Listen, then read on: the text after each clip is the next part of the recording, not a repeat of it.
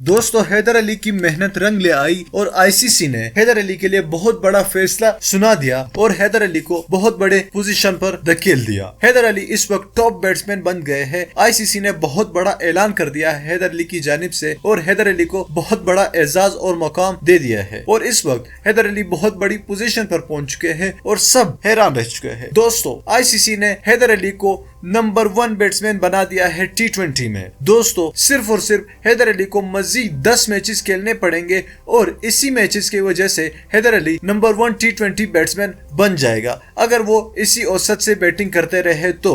اس وقت حیدر علی کے پاس ایک اور بہت بڑا ریکارڈ اپنے نام کر چکے حیدر علی اور وہ یہ ریکارڈ ہے کہ اپنے پہلے میچوں میں سب سے زیادہ رنز بنانے والے کھلاڑیوں میں سے حیدر علی نمبر 1 کھلاڑی پر پہنچ چکے ہیں اور یہ ریکارڈ وراٹ کوہلی سے چھین چکا ہے حیدر علی کی جانب سے۔ دوستو آئی سی سی نے آج دوسرے T20 کے دوران جب حیدر علی نے زبردست بیٹنگ کی تو میچ کے بعد آئی سی سی نے خود اپنے ٹویٹر ہینڈل پر حیدر علی کے یہ 2 ریکارڈ پوسٹ کیے اور کہا ہے کہ حیدر علی اس وقت وراٹ کوہلی کے بہت بڑے ریکارڈ کو کراس کر چکا ہے اور حیدر علی اگر اسی اوسط سے اگلے 10 میچوں میں اسی طرح پرفارمنس کرتے رہیں گے تو وہ نمبر 1 T20 بیٹسمین بن جائیں گے، یعنی وہ بابر اعظم کو بھی کراس کر جائیں گے، کیم ولیمسن اور وراٹ کوہلی کو بھی کراس کر جائیں گے۔ یہ آئی سی سی نے بذات خود اپنے ٹویٹر ہینڈل سے یہ ٹویٹ کیے حیدر علی کے بارے میں۔ اب یہاں پر خطرہ تو بابر اعظم کے لیے خیر نہیں ہے، بابر اعظم کو تو خیر حیدر علی کراس کر سکتا ہے، لیکن وراٹ کوہلی، کیم ولیمسن اور بہت بڑے کھلاڑیوں کے بارے میں اب حیدر علی خطرہ بن چکے ہیں اور ان کی پوزیشن چھن سکتی ہے اگلے چند میچوں کے دوران۔ حیدر علی اگر اسی طرح پرفارمنس کرتے رہے اور اس سے زیادہ اگر وہ 1-2 سینچریاں مار دیتے ہیں تو 5-6 میچوں میں وہ اس مارک کو اور نمبر 1 بیٹسمین بن جائیں گے۔ حیدر علی آئی سی سی کے T20 نمبر 1 بیٹسمین بن جائیں گے۔ تو حیدر علی کے لیے اس ویڈیو کو لازمی لائک کیجئے اور ساتھ میں کومنٹ باکس میں ہمیں یہ بتائیے کہ کیا